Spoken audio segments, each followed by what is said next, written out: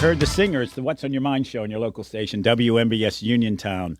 I'm Doug Saltzman, filling in for Russ today. He'll be back, I understand, tonight for our election coverage.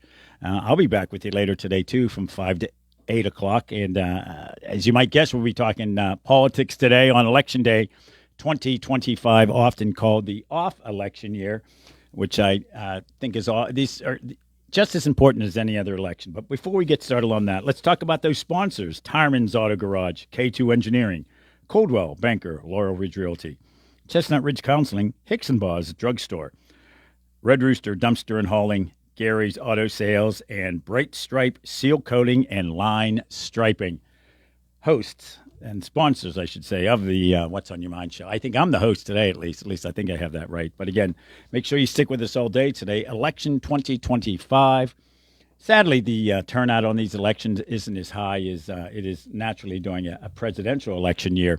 But these races are just as important. We're talking about, if folks get excited about a presidential race, your school board member, director, or your local municipal official, whether it's a township supervisor, township commissioner, county commissioner, row officers, municipal mayors, they affect you just as much and even more at times, especially when it comes to property taxes. Your school board directors have a direct impact on that. So make sure you get out and vote. Polls are open until 8 o'clock tonight. You heard TJ reporting a glitch on some things related to voting here in Fayette County. That has nothing to do with the county. Apparently the state's sent, but they've got that all cleared up. No one's going to be stopped from voting. And no matter what, you'll have your opportunity to vote. And I'm not expecting long lines, although I was 151st in my precinct where I voted today, which is a good sign. And I voted about 10:30 this morning, so I thought that was a pretty good turnout. But we will be giving you election updates this evening as fast as the county can provide them. They'll be talking about them tonight once the polls close at 8 o'clock. Of course, that's right here on your local station, WMBS Uniontown. A lot of attention this year, and I've been in politics since and covering it and analyzing it since the mid-'80s. I've never seen such a strong effort, both to vote yes or vote no, on the retention of state Supreme Court justices. Of course, the three Democratic Supreme Court justices by fluke were elected due to, when I say fluke, due to a variety of circumstances, retirements and that sort of thing. All three were elected in one election year, and they're up for retention this year. $15 million has been spent on those retention races in Pennsylvania, and we'll be talking about those a little bit later as well. So obviously Election Day, make sure you get out and vote. It's general election day across the country, big races in the city of New York, New Jersey, governor also of Governor of Virginia as well. And joining us right now on the WVU Medicine Uniontown Hospital Talk Line, CBS News correspondent and anchor Michael Wallace. Michael, thanks for joining us today. How are you? Sure. Doing fine, Doc. How are you? Good. Sad news, of course, and you've been reporting on it, and I'm sure you've got a lot of other reports to do today on it, so we're going to go quick through this for you. Former Vice President Dick Cheney, who some have called over the years almost a co-presidency along with President George W. Bush. He was a very young chief of staff to then President Nixon, later Secretary of Defense. He had quite a resume, didn't he?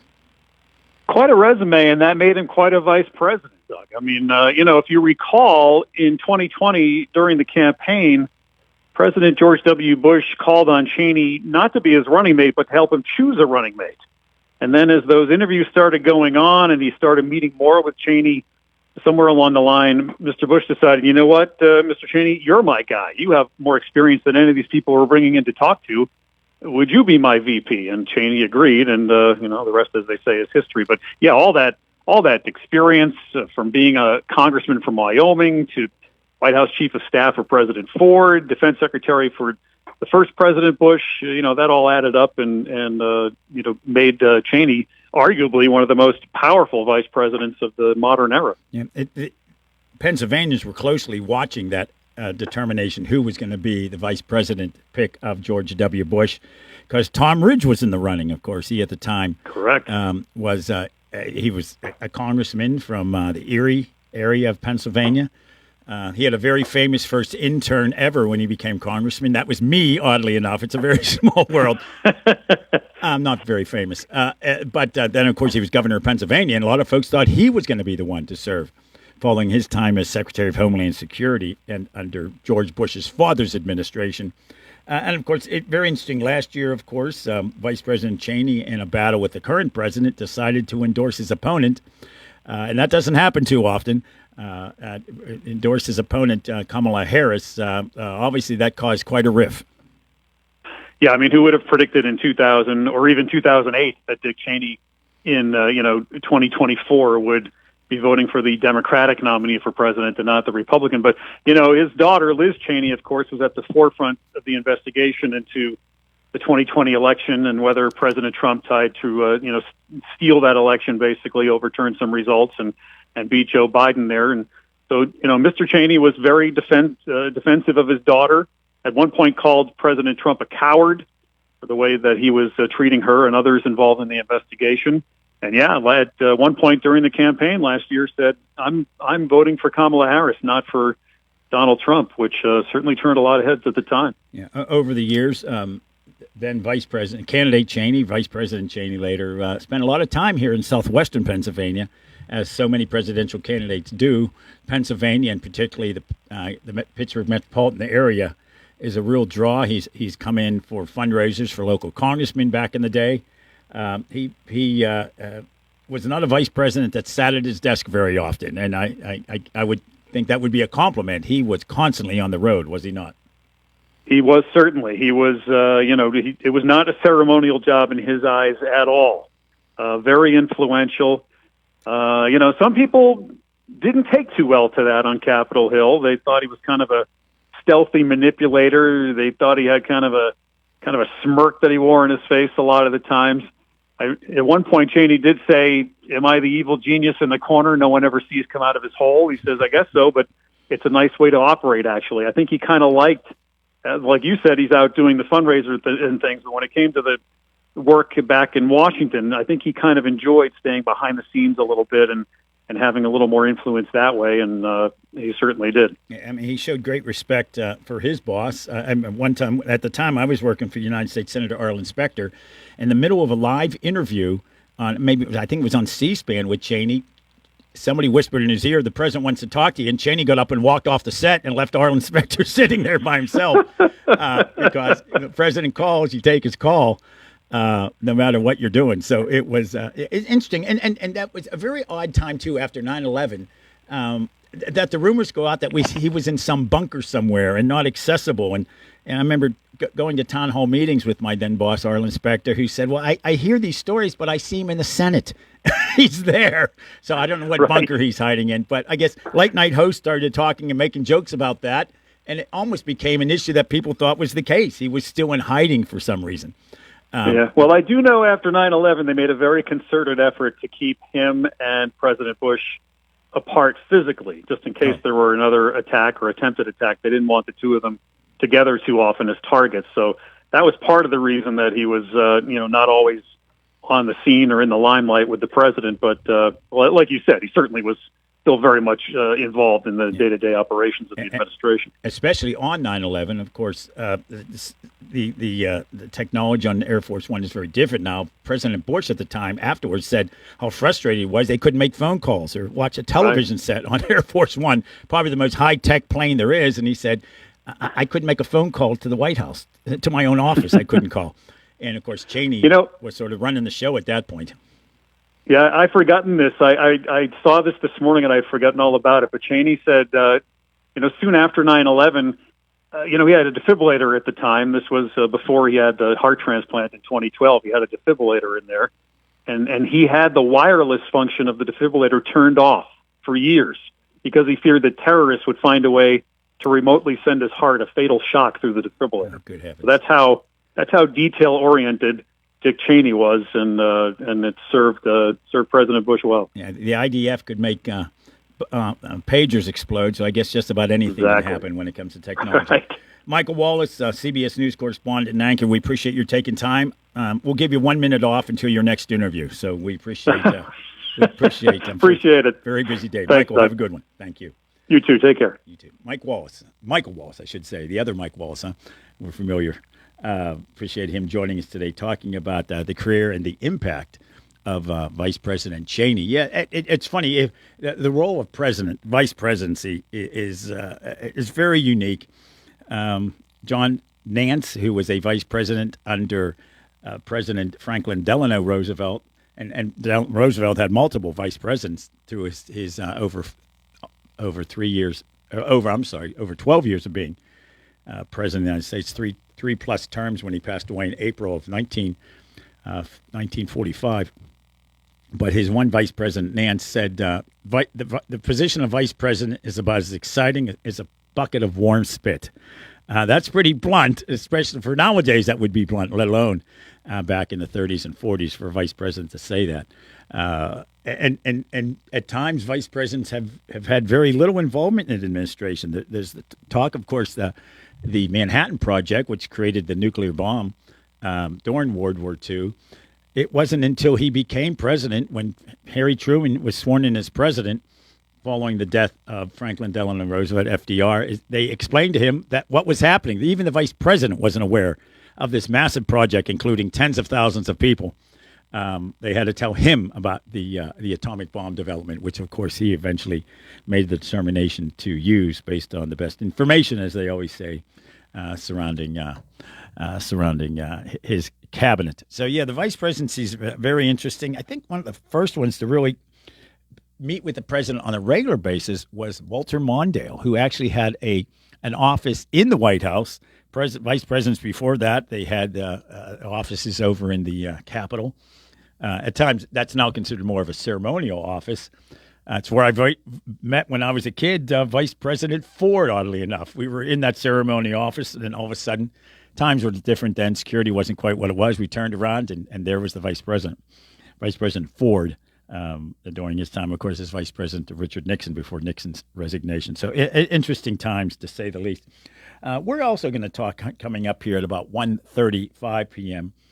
Former Congressman Tim Murphy. Dr. Tim Murphy is a practicing psychiatrist, and we're going to talk to him about Election Day 2025, and of course his interaction, and he had several over the years, of course, with the former Vice President Cheney. In fact, I met Dick Cheney at an event that Tim Murphy held. That was quite some time ago. Somewhere I have a hat on. I have a hat at home somewhere that says Bush Cheney, vote Bush Cheney, and he signed a hat for me. So I've got that somewhere. I'll have to make sure I find that. It's probably in some keepsake box up in the attic, but we'll make sure that we have that one. But again, if you want to join us here before we talk to Congressman Murphy, the WVU Medicine Uniontown Hospital talk line 724-438-4593. You can join us if you want to talk politics today or anything else. It's open talk. Feel free to join us. But again, Congressman Murphy will be joining us after the news break at the bottom of the hour. In fact, that's coming up here in about a little over a minute. But we're also we're going to talk some technology, the latest from our good friend Larry Magid. He's going to join us at 2:35, talking about some scams, financial scams that are leaning towards, or I should say, aimed towards teenagers, and also talk to him as well about it's Instagram is now instituting a PG-13, obviously similar to the movies. Of course, it wasn't always a PG-13 rating. You might recall at one point there was G, PG, and R, and there was a Indiana Jones movie that came out that was PG, and folks thought, oh, that was not appropriate for any child at any age. And so that's what instituted the PG-13 rating by the Motion Picture Association of America, MPAA. You always see that at the beginning of movies. Beautiful day out there, folks. Let me tell you, weather is no excuse not to go vote today. It is absolutely gorgeous out there. 57 degrees outside our Davis & Davis Attorneys at Law Studios. I'm Doug Saltzman. Appreciate TJ DeStefano's help today. Let's head to that news update in New York. CBS News Brief. So far, this president will not budge on the shutdown. CBS's Aaron Navarro reports a day after administration officials told a judge they would tap into a contingency fund for SNAP benefits. President Trump now says benefits will only go out when Democrats vote to end the shutdown. It's now in its 35th day. Former Vice President Dick Cheney has died. What was very true about his vice presidency is that it was like none that came before it, and possibly arguably none that came after it. Alexis Coe of the New York Times. Cheney died of complications of pneumonia and other health issues. He was 84. Today is Election Day. Issues in my mind really are the survival of democracy. We want to be in a country where everyone has the right to participate in government. New Jersey, Virginia, and New York all have crucial elections underway for governors or mayors, and in California, a proposition to redraw congressional maps. CBS News Brief, I'm Cammie McCormick. Attention Medicare eligible recipients. The Medicare open enrollment period for 2026 runs from October 15th until December 7th. This is the time to call local agent Brenda Myers at 724-437-7255 and let her show you the various Medicare Advantage plans and Part D prescription drug plans and see which best fits your current healthcare needs and your budget. Brenda will also update you on the changes for 2026 and how they will affect you. With many years' experience, Brenda Myers can help you decide which plan will work best for you. Brenda Myers has been helping Medicare beneficiaries with their health care insurance for many years and represents a variety of companies to offer you more choices. This open enrollment period is your opportunity to make changes to your health care plan and save money. Call Brenda Myers today at 724-437-7255. That's 724-437-7255 for Brenda Myers. This November 4th, Betsy Dennis King humbly asks for your vote for Wharton Township Tax Collector. Cross-filed on both the Republican and Democratic tickets, and with 19 years of experience working closely with her mother, tax collector Tina Nicholson, Betsy has learned the ins and outs of tax collecting and brings honesty and efficiency to tax collecting, blending her formal education, practical experience, and her lifelong connection to the responsibilities of the office. Betsy Dennis King hopes you will cast your vote for her this November 4th. Paid for by the candidate. Hello, I'm attorney Jeremy Davis from the law firm of Davis & Davis. We've been helping the great people of Fayette County for over 45 years with personal injury claims. If you are hurt or injured, call our law firm for your free consultation. The insurance companies are not on your side. Call us today at 724-437-2799. Either myself or an attorney from our office will personally come out and meet with you. If you're in an accident or hurt, call us at Davis & Davis, 724-437-2799 for your free consultation. Let us fight for you. One of the most incredible architectural masterpieces in the United States is right here in Fayette County. And this fall is your chance to see the work being done to preserve this national treasure as work continues to fortify Frank Lloyd Wright's Falling Water, a world-famous work of architecture that's on the UNESCO World Heritage List. Falling Water invites you to Fayette County Appreciation Day on Sunday, November 23rd to see their multi-year historic preservation effort in action, in addition to the always breathtaking home itself. Falling Water is offering free tours for Fayette County residents on Sunday, November 23rd. Book your free tour of Falling Water in advance by calling 724-329-8501. Falling Water's Preservation in Action tours will take place between 9:30 a.m. and 4 p.m. Be sure to make your reservation in advance and don't miss your chance to witness this once-in-a-lifetime preservation tour of Frank Lloyd Wright's Falling Water. Your mental health is your most valuable asset. With 55 years of experience serving Western Pennsylvania, Chestnut Ridge Counseling Services is ready and able to assist you with all of your mental health needs. Offering over 20 specialized treatments, open access, and just-in-time scheduling means that you receive the treatment you need in a time-conscious fashion. Chestnut Ridge Counseling now offers telehealth, mental health urgent care with immediate access to a mental health professional with no appointment necessary. Call 724-437-0729. That's 724-437-0729 for mental health urgent care at Chestnut Ridge Counseling. Outpatient care options include individual, group, and family therapies, mental health and psychiatric evaluations, and medication services. Outpatient care and services are also available for patients under the age of 18, geared towards youth-centric problems and concerns. Take control of your mental health care with Chestnut Ridge Counseling Services. Call 724-437-0729 to set up an appointment or speak immediately with a mental health professional.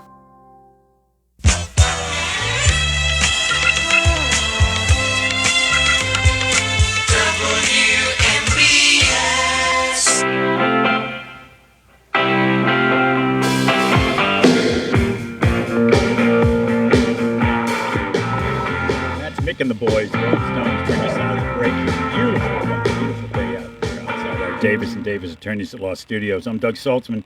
Thanks for joining us today, filling in for Russ on the What's on Your Mind show. I'll be back tonight from 5 to 8 on the Afternoon Drive show, and then we'll have election coverage, as we always do here at WMBS. 57 sunny degrees, by the way, outside our studios here in downtown Uniontown. I want to thank Michael Wallace for joining us from CBS News, reporting on the death of former Vice President Dick Cheney. Joining us right now on the WVU Medicine Uniontown Hospital talk line, Doctor and former Congressman Tim Murphy. Congressman, thank you very much for joining us, sir. How are you?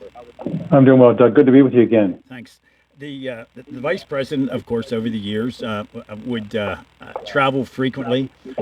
He would meet with local constituents. He would meet with congressmen, and there's a lot of congressmen. So if you had a chance to have the Vice President come in to support you and perhaps your campaign or just the efforts, that's quite a feather in a congressman's cap, and that's exactly what happened for you. The Vice President came in. You met with him frequently, didn't you?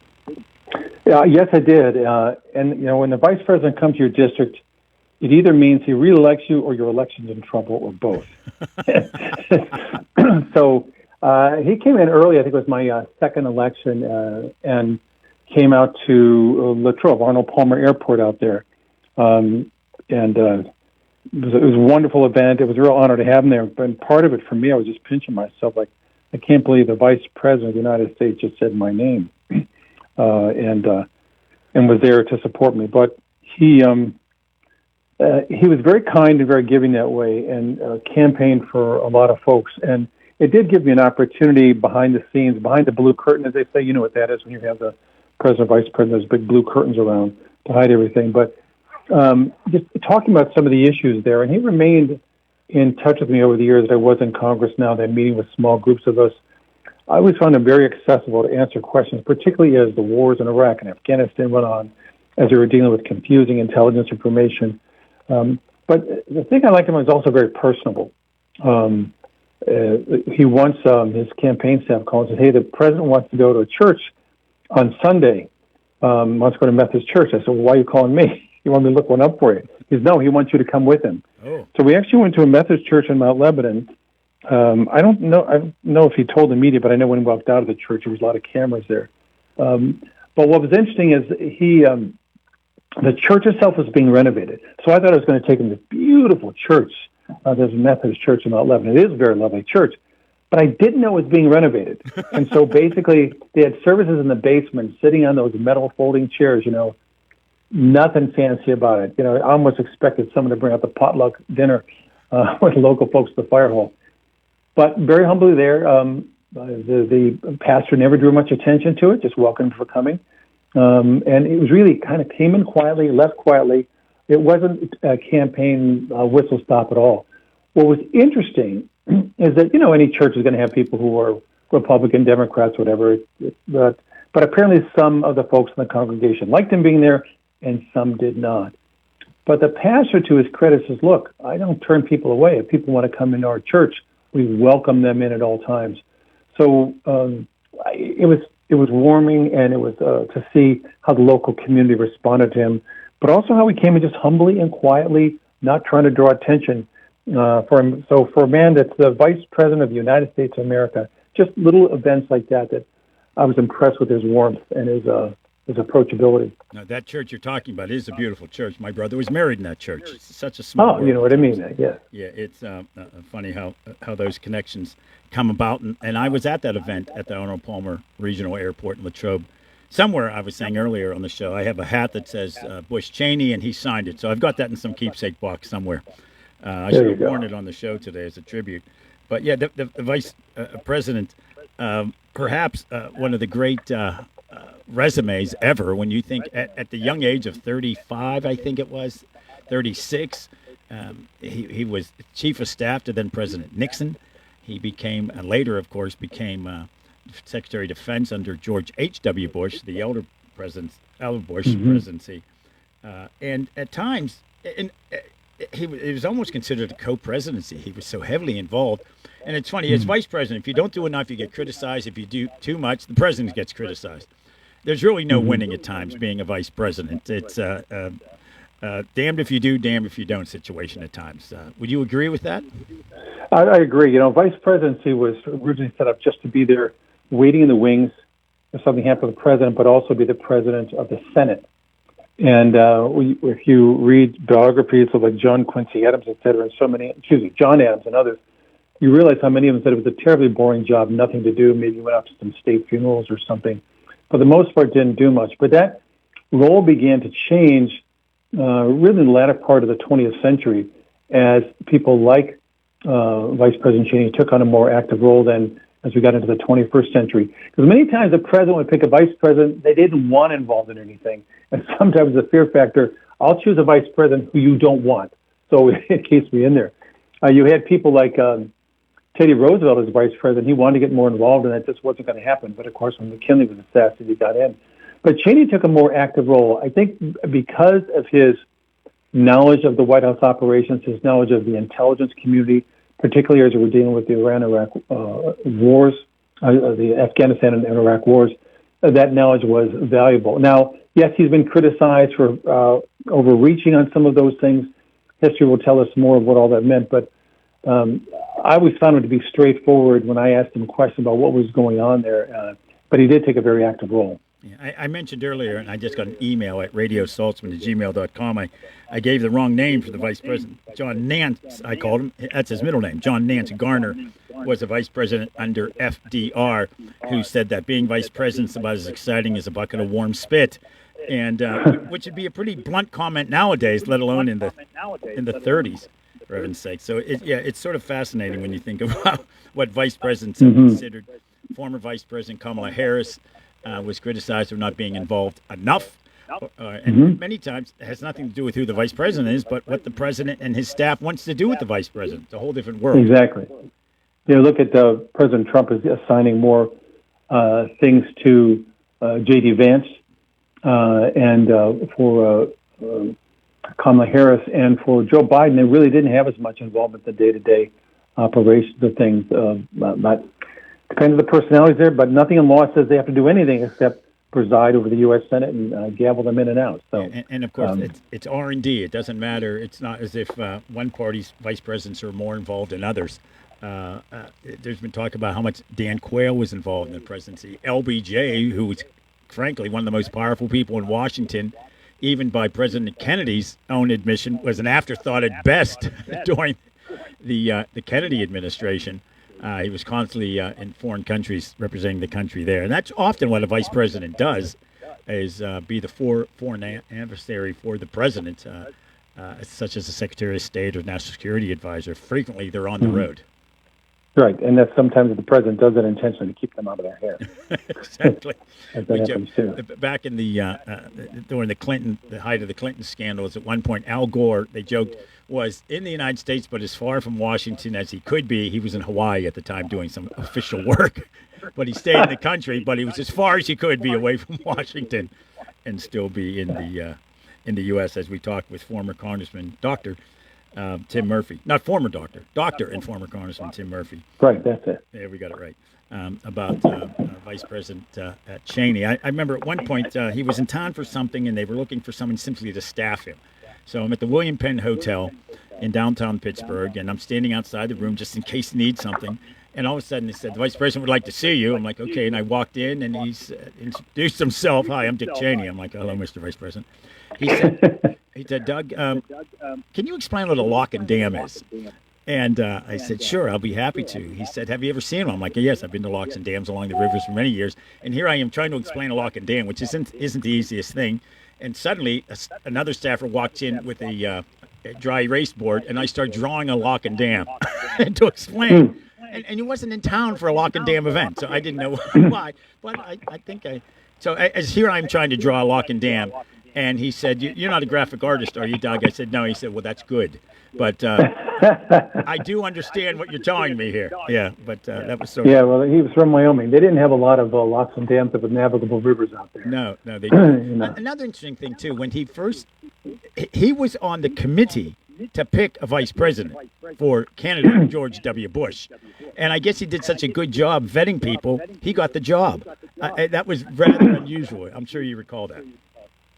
Yeah, that reminds me of the lead singer for Genesis, who was, you recall who that is? He was, they were auditioning people to be the lead singers, and finally people said, Phil Collins, you've got a good voice. Why don't you take the job? Now, I don't know if Cheney's saying for that, but it was, he clearly, by the questions he asked, by his knowledge of what people should be saying for answers, stood out among other people. And of course, at the time, and I mentioned this in our earlier interview, Tom Ridge was on that short list at the time to be, because Tom Ridge, of course, at that time had been the former Secretary of Homeland Security under his father's presidency, and was very close with the Bush family. I recall in 1980, Tom Ridge was at the time a practicing attorney up in Erie, was chairman of the Bush effort in northwestern Pennsylvania. That's how far back he went with the Bush family. So he was certainly well known up in at that point. Well, let's transition from talking about today's election day, of course, 2025, the off-year election, and we hope people don't take the day off. I say over and over and over, if you want something to directly have someone affect your life directly, it's a school board member or a borough councilman or a township supervisor, township commissioner. These are elections.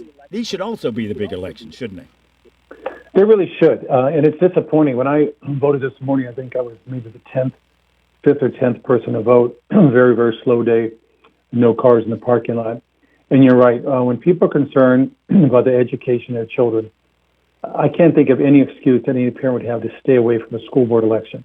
People pay taxes in a community and recognize that the tax base, much of that is based upon the quality of the school district. No reason for them to skip this election. And, of course, people concerned about the future generations and having been raised in the school district, no reason for them to skip either. So it's extremely important. Then you have local township supervisors, commissioners, and other people involved in these things, too. And many times people, the only time they call their local elected officials is if they want their garbage picked up or if the neighbor's dog is barking too much. But it really is important. And, of course, as you know, hugely important judicial races in Pennsylvania, not so much of people running for office, but people with the retention vote. Extremely important, well under the radar, and concerning that voter turnout will decide what the makeup of the Supreme Court is going to be for the next 10 years and the kind of decisions they will be making. As you know, it's a very liberal Supreme Court now, at 5-2 for the Democrat majority. And it was that Democrat majority that was in the 2020 election decided to go ahead with the drop boxes, to go in and allow what they called naked ballots, ones that were not signed or dated. They would allow ballots to be counted, even those that arrived up to 3 days after Election Day. And the thing about the law, it says they shall be signed. It didn't say, it could be signed. It's a toss-up. It said they shall. That means you have to. But the Supreme Court said, we're going to disregard what the wording of the law is and decide our own thing for this election, and in future elections we're going to go with another way. But there was no place to appeal. You could not appeal that up to the U.S. Supreme Court because it said that is up to state law, and the state Supreme Court has primacy in that decision. So anybody who was concerned about what happened to that election and the ballot counting and was something's off or anything awry in that whole thing, many people then complained about elections and we should never have had that. Well, where are they today? Are they voting today to say we don't want something like this to happen again? And as you know, Governor Shapiro did an ad for the Supreme Court retention and based his ad totally on abortion, on abortion rights. Not about anything else, not about fairness, not about the Constitution. It was all about abortion rights. He knows that issue helped flip in favor of the Democrats in the Allegheny County Executive a couple years ago when he came at the last minute and said supporting abortion rights, which has nothing to do with Allegheny County leadership at all. But he pushed that and he figured it would work again. So this is a big election on these issues, and there's much left of the day, and I hope people will get out and vote what their beliefs are. Yeah, what's been overshadowed by those retention elections in Pennsylvania is there's race for Superior Court in Pennsylvania, Maria Batista versus Brandon Newman, and also Commonwealth Court in Pennsylvania, Mark Wolford versus Stella Tsai. So, yeah, these races are all up today as well. And, again, these are 10-year terms, and then they'd be up for... But very unusual, yet you have 3 Supreme Court justices all up for retention at the same time, which, of course, meant they were all elected at the same time 10 years ago due to a variety of circumstances that brought open 3 open seats. Let me ask you one last question. I found this rather interesting. One of the justices up for re-election, Christine Donahue, can only serve 2 years of her term because she'll hit the mandatory retirement age. A president can't run if he can't serve the entire term. If you come in and finish someone's term and then... So I find it odd that you can run for a seat that legally, constitutionally, you can't finish. I just think that's rather odd. Well, yeah, you can't finish it, but it doesn't say you can't start. Right. Exactly. Because in any case, a person could resign office, die in office, become incapacitated in office, and so it is there. But it does look at there's another bite at the apple, as it were. And as you know, in retention raises, since these were put in place in 1968, only one time did a justice lose a retention rate. And that's because the voters were really angry about the pay raise for the state legislature. Right. And now there's not that anger driving people, and anger that did drive people to the polls a couple of years ago because they were upset about how ballots were counted and how the law was bent. I don't know if they remember. Many times people's memory doesn't go beyond breakfast, but it is an important election on those issues. So that means there'll be another election in a couple of years and see what happens with that Supreme Court seat. Exactly. Yeah, I'm not suggesting that that justice shouldn't run. It's just odd that you're allowed to run if you can't finish the term. That just seems like an odd thing. And of course, these are 10-year terms. These are not 4-year terms. So right. Interesting thing. Former Congressman Tim Murphy joining us here on the What's on Your Mind show. Congressman, thanks so much. We appreciate your analysis of what's going on, also your thoughts and your recollections of your interactions, and there were many, with Vice President Dick Cheney, who died now today at the age of 84. Quite a resume the fellow had, that's for sure. He did. Yeah. Congressman, thanks so much. You have a good Thank you, Doug. Have a wonderful day. Thanks for having me on. Bye now. Again, former Congressman Tim Murphy, also a practicing psychologist, and since his time in both the state Senate and the U.S. House of Representatives from right here in southwestern Pennsylvania. I'm Doug Salson, by the way. If my voice doesn't sound like Russ's, that's a reason for that. He is off today, but I understand he will be back. He will be back tonight for the election coverage. I'll be back from 5 to 8, right up until the polls close at 8 o'clock. They are open till 8. It's a beautiful day out there. There's not an excuse in the world why you shouldn't be voting in this general election 2025. We're going to take a break and wrap up the first hour. Stick around. It's the What's on Your Mind show on your local station, WMBS Uniontown. Hey, you looking for a quality pre-owned vehicle? Well, look no more, because with over 200 vehicles, Gary's Auto Sales is the largest used car dealer in the area. Whether you want a car, a truck, or an SUV, you'll absolutely find what you're looking for at Gary's. Gary's has been in business since 1974. You can visit them online at Gary'sAutoSales.com, or you can give them a call at 724-626-8080. Gary's Auto Sales. Many miles, many smiles. Ready to score big on your next home? Well, great news. Huge savings are waiting for you at Clayton Homes of Bell Vernon. From open floor plans perfect for game day parties to energy-efficient homes that will help you save money all season long, these homes are built to deliver. Don't wait on the sidelines. Make the winning play today and find the home that fits your family and lifestyle. Visit Clayton Homes of Bell Vernon at 4500 Route 51. Now is the perfect time to upgrade your outdoor area with a new fence from All Around Fence Company. Conveniently located at 7896 National Pike, Uniontown. All Around Fence has been installing quality residential, commercial, and farm fencing for more than 45 years. Offering residential fencing including chain link, decorative aluminum, steel, and more, All Around Fence has the fence for you. All Around Fence is also your one-stop shop for Nutrena products and also carries livestock, equine, and pet supplies. So if you need to upgrade an existing fence, add a new gate, or are considering the installation of an all-new fence, All Around Fence has the answers you need. Visit them Monday through Friday from 8:30 to 5 p.m. and Saturdays from 9 to 1, or give them a call at 724-439-0331. To learn more, visit allaroundfence.com.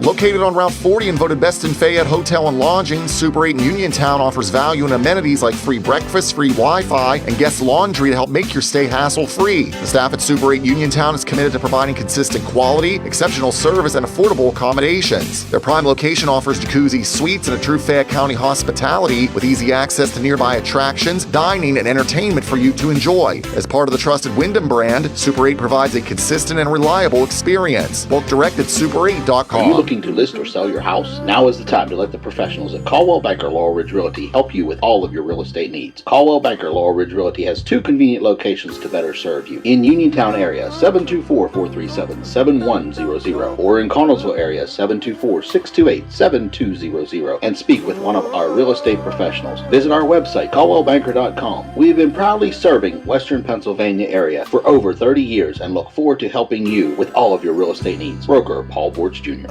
Now that the autumn season is upon us, the leaves are falling. And so are the prices at Chesler's Fine Furniture, Route 51 in Uniontown. You can purchase beautiful selections of furniture, bedding, and accessories store-wide only at Chesler's during the Fall Harvest Extravaganza. You can save up to 40% off select merchandise, plus receive 90 days same as cash. Never have so many great money-saving offers been combined into a sale. And the best part? Nothing is held back.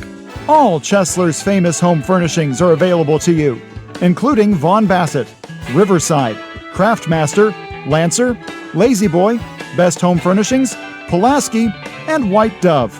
Remember, this sale is open to the public and can only be found at Chesler's. Layaway, credit terms, and delivery are available. Chesler's Fine Furniture, Route 51 in Uniontown, where customers send their friends.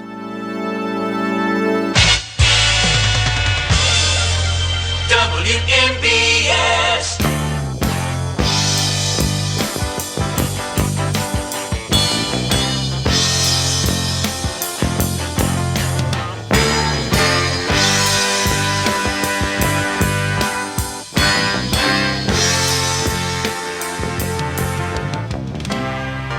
That is Chicago bringing us out of the break. I want to thank Congressman Tim Murphy for joining us just a few moments ago with his recollections of his interactions with then Vice President Dick Cheney. I was lucky enough over the years a couple of times to meet with and be at events with the Vice President. Sometimes I look back and think, man, I should have went home and wrote down exact details of discussions. But, yeah, I told an interesting story earlier about my, I guess, briefing the Vice President on locks and dams here in southwestern Pennsylvania. Don't quite know how the topic came up, but I was called in. He was visiting. He was in southwestern PA. Got called into his hotel room and wrote on a dry erase board what a lock and dam was, and he joked I wasn't the greatest artist, and he was certainly correct about that.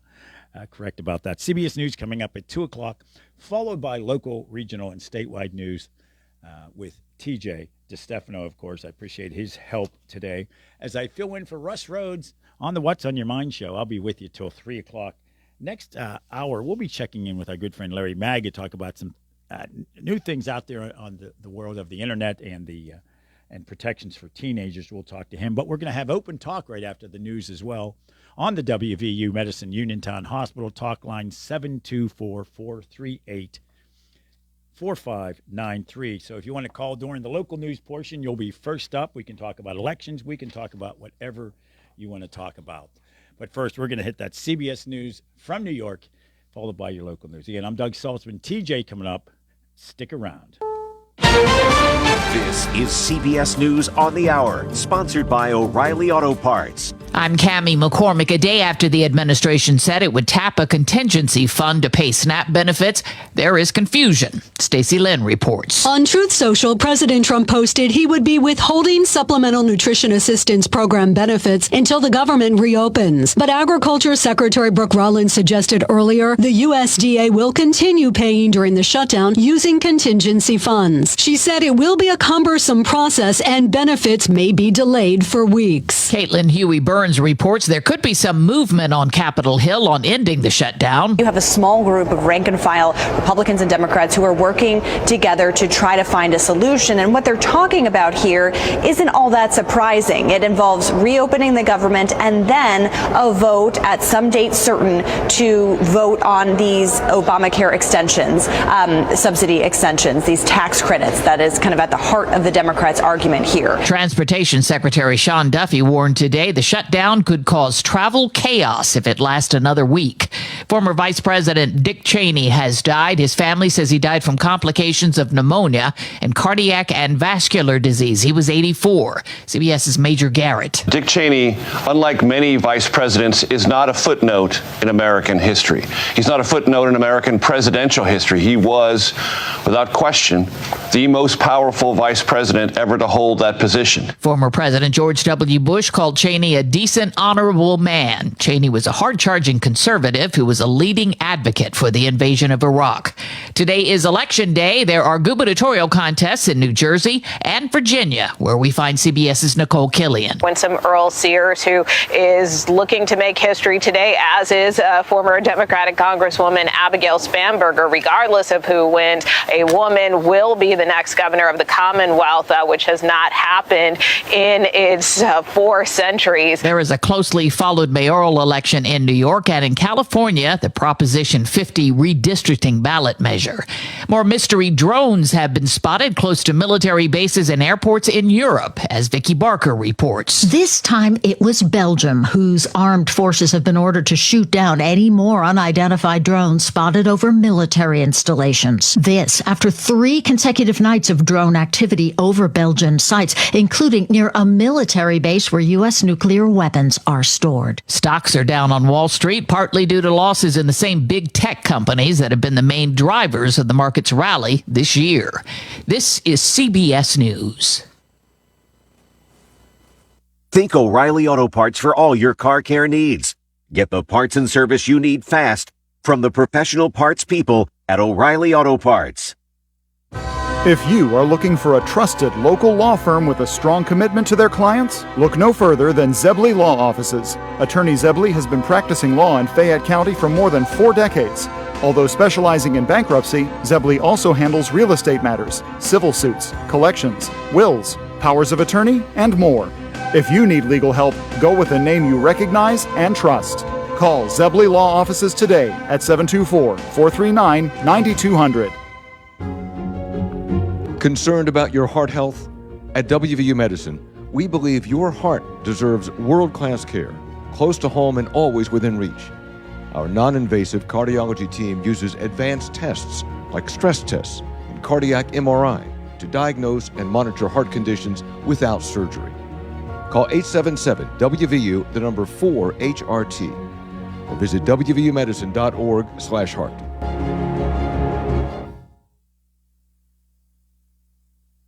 Hollywood costume is hitting the auction block. I'm Buddy the Elf.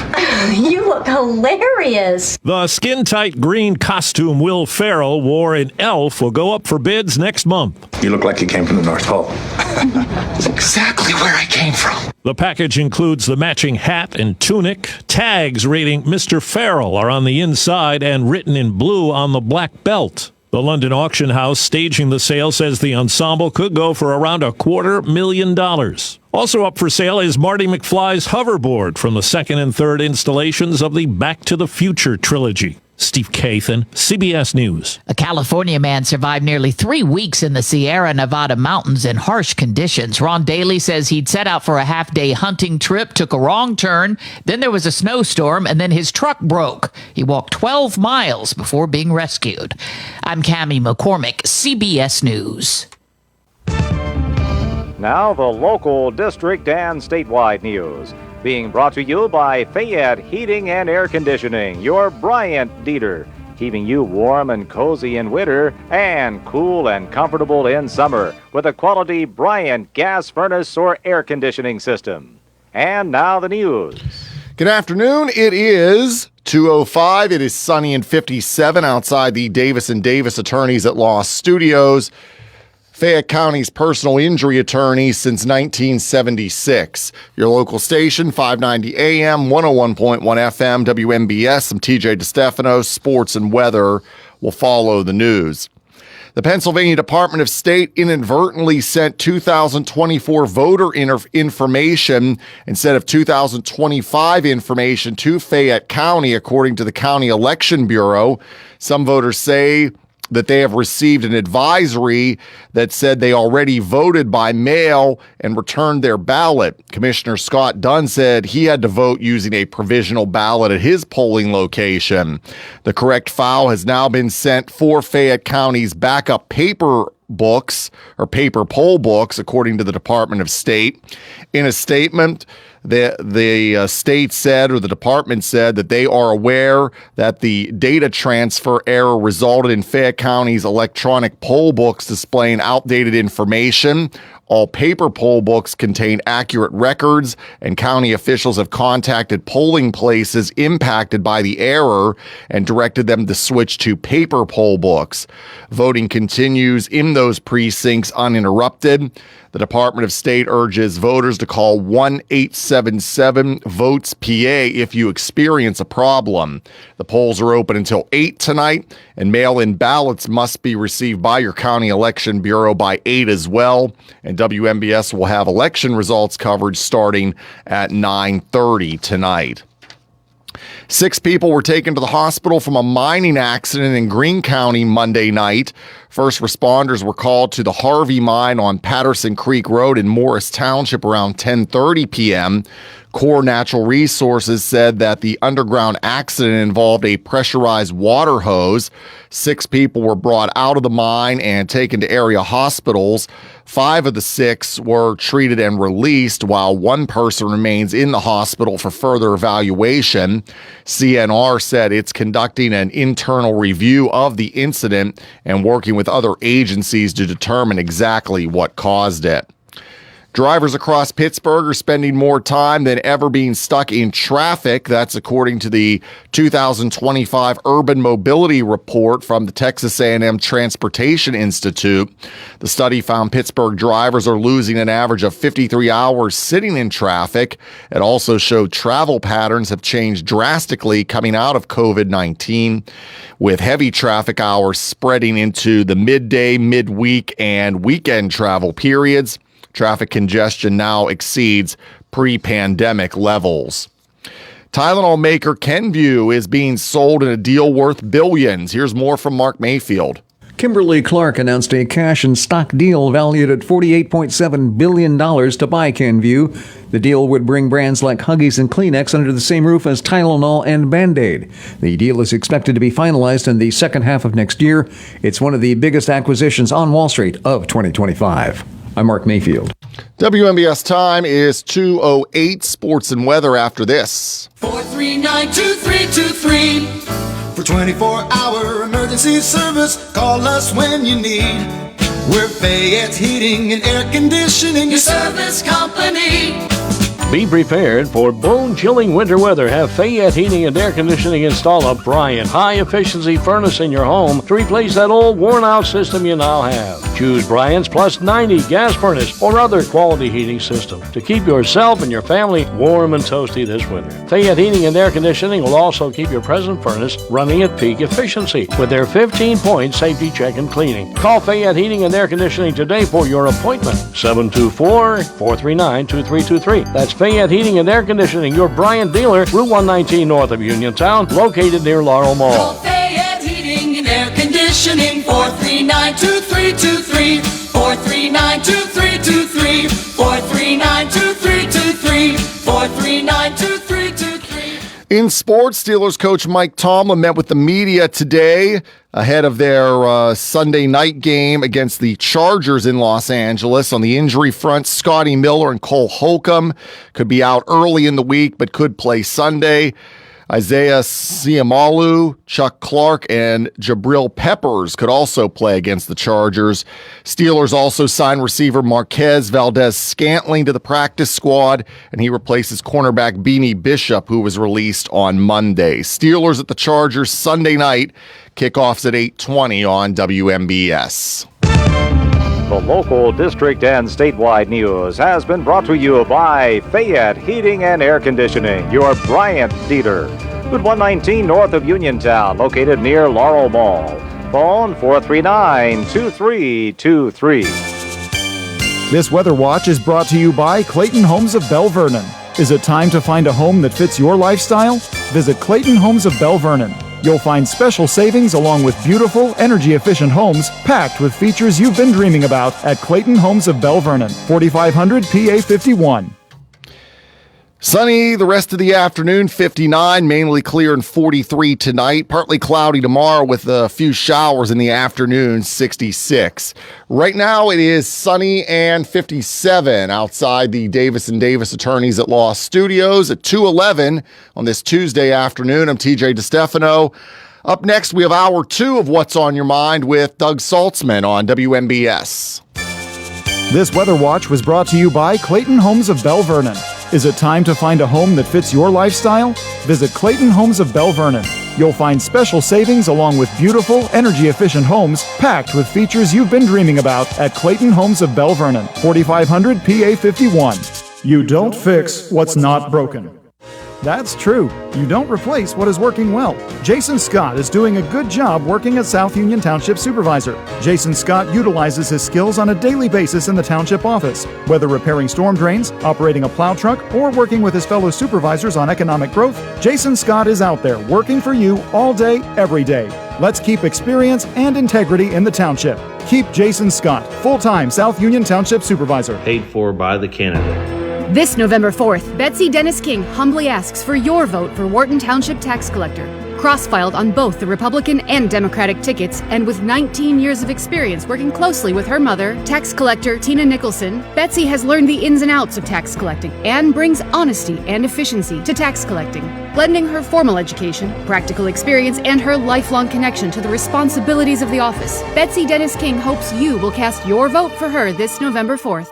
Paid for by the candidate. Are you looking to list or sell your house? Now is the time to let the professionals at Caldwell Banker Laurel Ridge Realty help you with all of your real estate needs. Caldwell Banker Laurel Ridge Realty has 2 convenient locations to better serve you. In Uniontown area, 724-437-7100, or in Connellsville area, 724-628-7200, and speak with one of our real estate professionals. Visit our website, caldwellbanker.com. We have been proudly serving Western Pennsylvania area for over 30 years and look forward to helping you with all of your real estate needs. Broker Paul Borch Jr. Are you considering a project design and don't know where to start? K2 Engineering offers a wide range of professional civil, architectural, and municipal services to meet your individual project needs. Our versatility combined with our personalized approach is what sets us apart as a full-service engineering and consultation firm.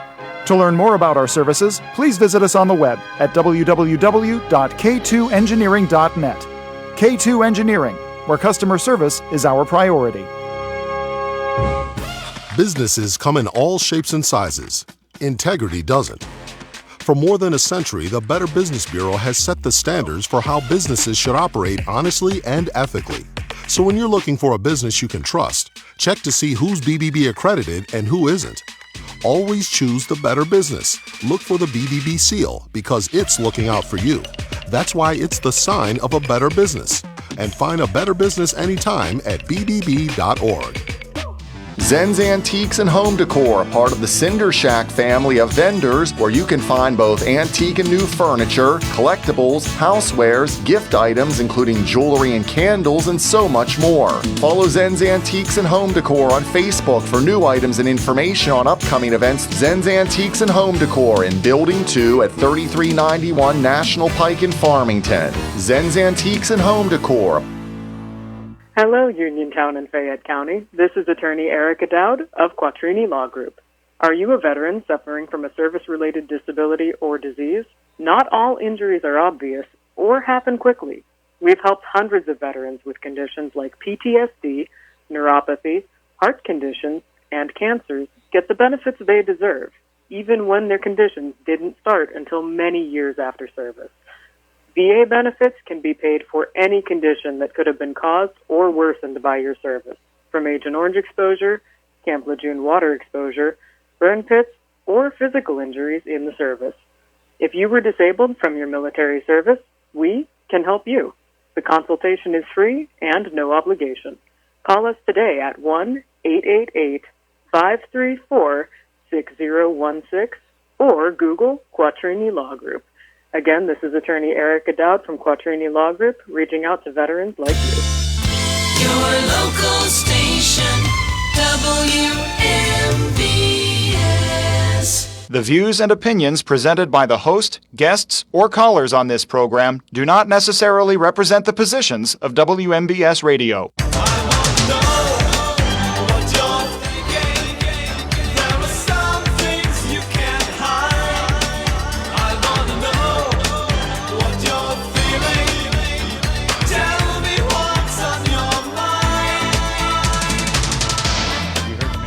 On Your Mind show on your afternoon drive. Oh, listen to that. On your local station, WMBS Uniontown. I was just going to make a joke that when I do the afternoon, when I do the What's on Your Mind show for Russ, I always say the wrong name of the show because I'm used to doing the afternoon drive show. And even before I had a chance to say it, I said it. But welcome to What's on Your Mind. Give us a call if you want. We got open talk here coming up at 2:35. We're going to check in with Larry Magid, the latest on protecting your teens on the internet and other issues too. One related to Elon Musk cars that allow you to set speed limits well over the speed limit, or you're speeding in your car well over the speed. So it's rather interesting. It's a little reckless, perhaps, that a car would have that option. These are the self-driving cars, of course. We're not talking about cruise control. But we'll talk to him coming up at 1:35. In the meantime, feel free to give us a call on the WVU Medicine Uniontown Hospital talk line 724-438-4593 and give us your thoughts on what's going on. Of course, it's Election Day 2025. Make sure you get out to the polls. They are open till 8 o'clock. You may have heard TJ mention on the news there was some glitch about a voter list coming from Harrisburg. That was the 2024 voter list. Regardless of that, you will have the chance to vote. The county has made that very clear. It's not an issue related to the local, especially the Fayette County Election Bureau, but something that came from the state, some sort of a mix-up. They're clearing it up, and you'll have a chance to vote. Unfortunately, I don't suspect there'll be long lines, but if there's a line, if you are in line on Election Day, at 8 o'clock, they have to let you vote. And if you have any questions, call the Allegheny County. If you're there, call the Fayette County. If you're here, election department, and you can ask those questions, and they will address them as quickly as they possibly can. Again, join us at 724-438-4593. We have a caller calling in right now, so let's grab that one. The first one during hour number 2. I'm Doug Saltzman, filling in for Russ. Who's on the line? My name is Mary. Hi, Can Mary. you hear me? Where are you from, Mary? Smithfield. Smithfield. All right. Mary from Smithfield. What's happening? Okay, what I'm calling about is totally different from the election. I'm calling about Breeze Line. Where we live in the country, there's trees down everywhere. We've called for the last 6 months off and on to get that so that we can watch our television. Every single day, it's the same old thing. They said Verizon says it's not their lines. Breeze Line says it's not their lines, but yet we're paying full price, but we don't have television. You know, who can help you frequently? And as folks who've listened to me on the air, I've worked for the state Senate and the state House of Representatives. Sometimes you call your state senator, call your state representative. They'll have contacts directly with companies, agents, certainly state agencies as well. Often, I know every state agency has a department that deals directly with legislative offices, and frequently companies have governmental affairs offices. I was one of those people back in my day when I was a lobbyist. Somebody had a problem with the company I worked for. I'd get a call from a state rep's office or even a congressman's office, U.S. Senate, state Senate. You might want to try that to see if they can shake something loose. But that's one option for you as well. Well, we have, her name is Charity. Grim Krupa. Sure, Grim she's your state representative. Yes, she's from around this area. We know her fairly well. Yeah, might want to give her office a call. I would, even when I was working for the State House, I would have said the same thing. Give us a call and see what they can do. But, yeah, they might be able to help address an issue such as that. But we appreciate you calling in. Today's Election Day, of course. I'm not going to ask you who you voted for, naturally. But want to think what your thoughts are on the importance of these off-year elections, as they're frequently called. It's important to get out and vote, is it not? Yes, it is. Yeah. If you don't vote, you don't have a chance of getting somebody in there that you may want. Yeah, years ago, I bowled with a guy who was always complaining about politics, and I said, well, you ought to run. He said, oh, I don't even vote. And I said, well, I don't want to hear it then. If you don't vote, then you have no right to complain about who gets elected. I don't understand that argument. They're all crooks. I'm not going to vote for them. Well, that's not true, naturally. It's an exaggeration. And then at the same time, of course, it doesn't make any sense. You've got to get out and vote. These elections, school board elections, township supervisor, borough councils, these affect you more than anything, more than the President of the United States affects your life. A school board member does. So, well, good luck with that issue with BreezeLine. Again, that would be my suggestion. I'm sure you've been in touch with BreezeLine. Hope that can work out for you. Yes, I have. I've talked to them almost 2 times a week since this all started. Well, keep it up. Don't. What's the old saying? My mom would say, "The cranky wheel gets the oil." So. That's right. So do that. That's right. Or the squeaking wheel, I guess, gets the oil. Mom would correct. Yeah, that must have been around my time because I'm 75. Oh, okay. Well, you sound pretty darn spry. So hope that can work out for you. All right. Hey, Mary. I hope so too. Thank you so much, and have a blessed day. You do the same. Thank you very much. There's Mary giving us a call. Yeah, that's always a good idea. You can call your state rep, and then they can contact somebody for you. That doesn't mean it's immediately going to get resolved. And of course, I did constituent casework, as it's called, at all levels. The U.S. House, the U.S. Senate, State House, State Senate. And they have some connections that the average person does not, because all state agencies have what's called the Legislative Liaison Office, and they deal exclusively with a state Senate office or a state representative office. Those offices aren't available to the public, but there are public affairs offices at all state agency levels, and companies as well have governmental affairs office. Even if they may not have a lobbyist, they have folks who are assigned. Almost every company is to deal with elected officials calling in. So that might be one option. Because, if you're paying for it, you should get your service. Hope that works out for Mary.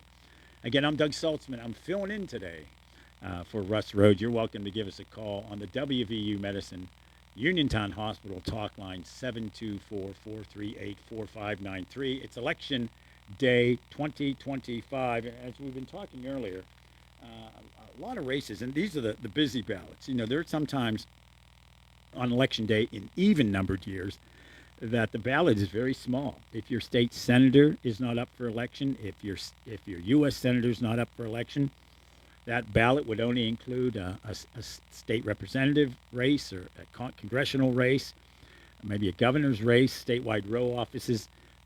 So those ballots can be very small, but today's ballot would be very, very long. In fact, the paper ballot I had literally was front and back, 8.5 by 14 sheet of paper that I was voting on. And I think I filled in, I counted 17 little ovals on my election ballot.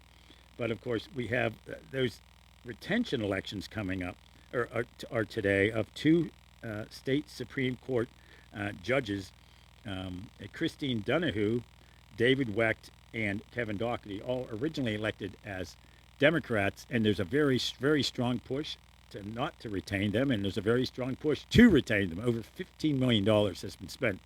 Now, comparing that to some U.S. Senate and governor's races, that's a small amount. But for on a retention race, and I've been doing this since 1986, I don't ever recall this much attention being paid to retention elections. Also in Pennsylvania, there are also elections for actual, not retention, but two elections, one for the Commonwealth Court and one for the Superior Court. Of course, there are 3 statewide judgeships in Pennsylvania: Superior Court, and then the Superior Court and the Commonwealth Court, which is a very unique court that deals with state government, election law, that sort of thing. Republican Maria Batista is the endorsed candidate, and then Brandon Newman is the Democratic candidate. Newman is from Washington County, Batista is from Clarion County. Then for Commonwealth Court, Matt Wolford is the endorsed Republican. He is from Erie County, and then Stella Desai is from Philadelphia, the city of Philadelphia, which is also the county of Philadelphia, one and the same out there. She is the Democratic candidate for Commonwealth Court. And there's retention based on what county you're in. There's retention for local judges, common pleas court judges, school board, municipal elections, borough council, borough mayors, township supervisors. Some areas have township commissioners. And, of course, there are county row offices up this year as well, all across Pennsylvania. One thing I found rather interesting, some of the research I was doing, there are 17 district attorneys up for re-election in Pennsylvania, 17 in the 67 counties. Only 5 are a contested race. That's rather interesting. A position as important as district attorney. Of the 17 that are up for election, only 5 is there competition for the incumbent running against somebody, or competition at all. There's just one person running in 12 of those 17 counties. And frankly, I think that's a shame. I think there should be competition no matter what side of the aisle you're on these election cycles. Very important for that to happen. As I mentioned earlier, we're going to be checking in with our good friend Larry Magid. We're going to talk to him about a number of different issues. Of course, he is CEO of ConnectSafely.org. He's got a website, larrysworld.com. And we're going to talk about some safeguards for teens when it's related to a PG-13 rating for Instagram, which is new. You might be obviously you're more familiar with that when it comes to movies. The Motion Picture Association of America are the ones that make those determinations, but now they're applying a similar process to Instagram. And we're also going to talk about, of course, Elon Musk's Tesla cars, a new option on that, which seems rather interesting. Vice President Dick Cheney has passed away. We've talked to a couple folks about that. In fact, later today, we're going to talk to U.S. Senator Rick Santorum about his interaction working with Vice President Cheney over the years. We're going to talk to former Governor Tom Corbett. Name blanked out for a moment. Tom Corbett's going to join us as well. We're going to talk to our friend Keith Schmidt to get his take, sort of a pregame, or I guess we'd say during game analysis of Election Day. And then tomorrow, our good friend Chris Nicholas is going to join us for a postgame analysis on today's election. We're going to talk to him tomorrow. I'll be with you back today from 5 to 8 on the afternoon drive show, and then our election coverage starts here on WMBS at 9:30, and we'll get you the results as quickly as the Fayette County Election Bureau gets that information out. That'll be on tonight here on WMBS. Penguins, interesting game last night, to change topics. My gosh, they were up 3-0. And I watched the first 2 periods, and I didn't have a chance to watch or listen to the third period. Then I checked the score later. I was telling TJ that I got a second source. They lost 4-3. They gave up 4 goals in the fourth period. And you don't see that too often, and that's a shame. Penguins had a good start to the season, 8 wins already. They've had the best record in the NHL. TJ and I were talking. Nobody expected that this early in the season, so we'll see what happens, see how that continues. Sid the Kid, he's hardly a kid anymore, but, man, he's still playing like one. He's done a good job. We talked, folks have been talking naturally about the baseball playoffs and the World Series. Incredible Game 7. In fact, the whole World Series is rather interesting to talk. You have a DH. You have a pitcher, of course, Shohei Ohtani, who throws 10 strikeouts into 3 home runs in one game. A couple of times, though, his other pitching in 2 later games, he was human. In fact, we had Steve Blass on last week, and we were talking about, holy cow, is it possible that Shohei is actually human? His pitching wasn't as great, but interesting when you get to the end, you're bringing starters in, and there's no tomorrow. At one point, though, the bases were loaded late in the game for, in fact, it was the 9th inning, late in the game for Toronto, and there was a ground ball, and the runner coming from third base, he didn't have to slide, he didn't have to avoid a tag. It was a force out, and he slid. Now, when you slide, that slows you up, and my gosh, he was out by less than half a second. If he had simply run full speed across home plate, Toronto would have been the world champions. But it goes to a repeat team. Doesn't happen that often in baseball. A repeat win for the Los Angeles Dodgers, which is an example of what's wrong with baseball. They have a payroll of $500 million with a B dollars. How can you compete with that? And of course, Pittsburgh could be spending a lot more money. Our owner doesn't like to spend money, but he's making money. That's one of the issues related, of course, to the game of baseball. As I mentioned, we're going to hit that CBS News brief coming up here in just a moment at 2:31. We always joke, why is it at 2:31, and why isn't it, of course, at at 2:30. Cammie McCormick is going to be giving us that report.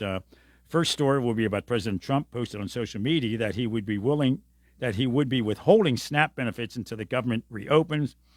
Of course, more reporting about the death of former Vice President Dick Cheney. And then voters are heading to the polls this election, a big election in New York City for mayor and governors in both New Jersey and Virginia. That's your national news. And we'll be back talking, as I mentioned, with our good friend Larry Magid. CBS News, full newscast at the top of the hour, followed by your local news as well. Let's go to CBS. CBS News Brief. A vote today failed, but on day 35 of the government shutdown, Caitlin Huey-Burns reports the two sides could be talking for a change. Conversations happening, some proposals being talked about.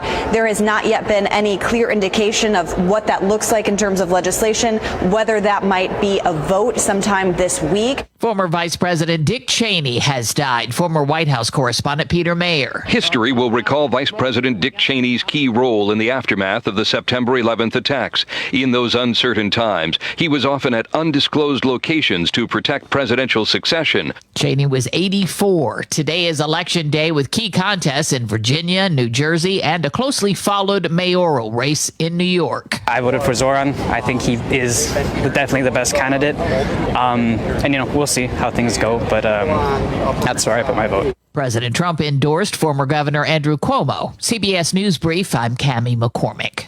You can go to Big Box Medical Office. Now serving number 3,943. Or, Hi, come on in. How are you feeling? when you see doctors Paul Hartley and Mary Beth Riley, plus nurse practitioners Tara Bozek, Jessica Reckart, and Stacey Morris, you get one-on-one personal professional health care serving the area for over 3 decades. If you're looking for a primary care doctor, call Doctors Hartley and Riley at 724-437-1109 or online at ppcp.org. Or serving number 3,944. Cooler temperatures may be on the way, but you could still enjoy your deck or patio with retractable or fixed awnings from Lifetime Awnings. Made in the USA with manufacturers and customer guarantees, Lifetime Awnings products last. Lifetime Awnings is veteran-owned and operated with a 10% discount to all military veterans and their families. Call Lifetime Awnings 724-554-6067 for a no-cost or obligation home consultation.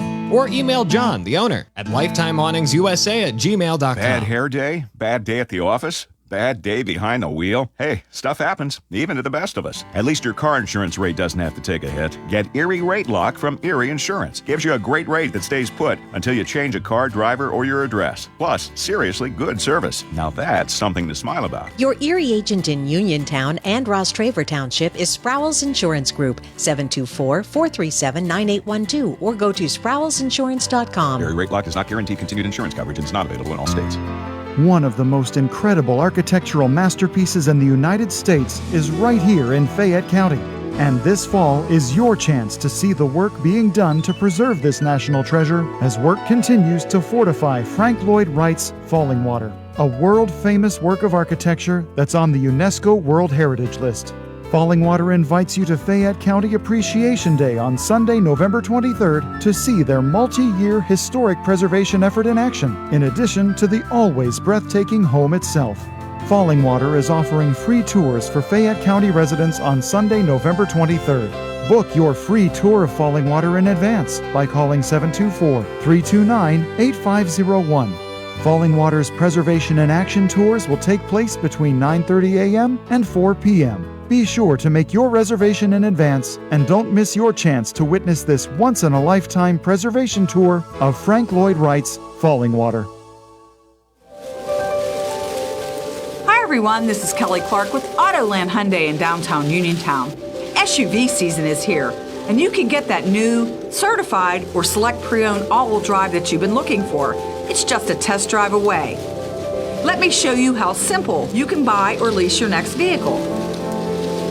The season is changing, so fall into your best deal with me, Kelly Clark, Autoland Hyundai, 724-208-5281. 724-208-5281. Great selections, super pricing, and deals on your next wheels. Kelly Clark, Autoland Hyundai, 724-208-5281. Kelly Clark, Autoland Hyundai, 724-208-5281. I'll make you a good deal. Having Hickson Boss Drugstore in Uniontown means reliability, quality, and service. Pharmacists Stephen Harper and Seth Miller gladly answer healthcare questions and take care of your prescription needs. This is flu season. Call Hickson Boss at 724-437-2828 and ask about flu shot availability and other vaccines. Free prescription delivery, mail-out service, and dependable courteous service are Hickson Boss' way of doing business. Hickson Boss Drugstore, 304 Morgantown Street. Open Monday through Friday, 9 to 6, Saturday till 3, closed Sunday.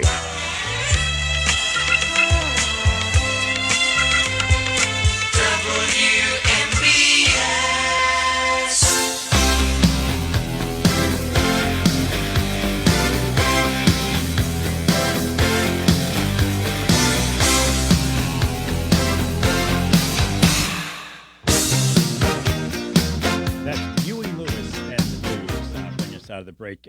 Years ago, a buddy of mine found these old VHS tapes, and we were those nerds in high schools that were in the AV club.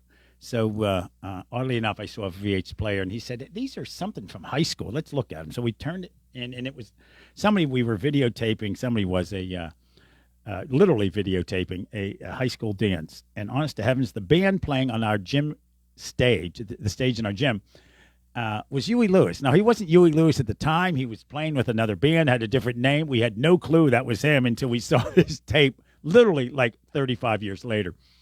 Played in our little school, St. Elizabeth High School, back in the day. By the way, glad to be here on What's on Your Mind, filling in for Russ Rhodes. He'll be back tonight for election coverage starting at 9:30.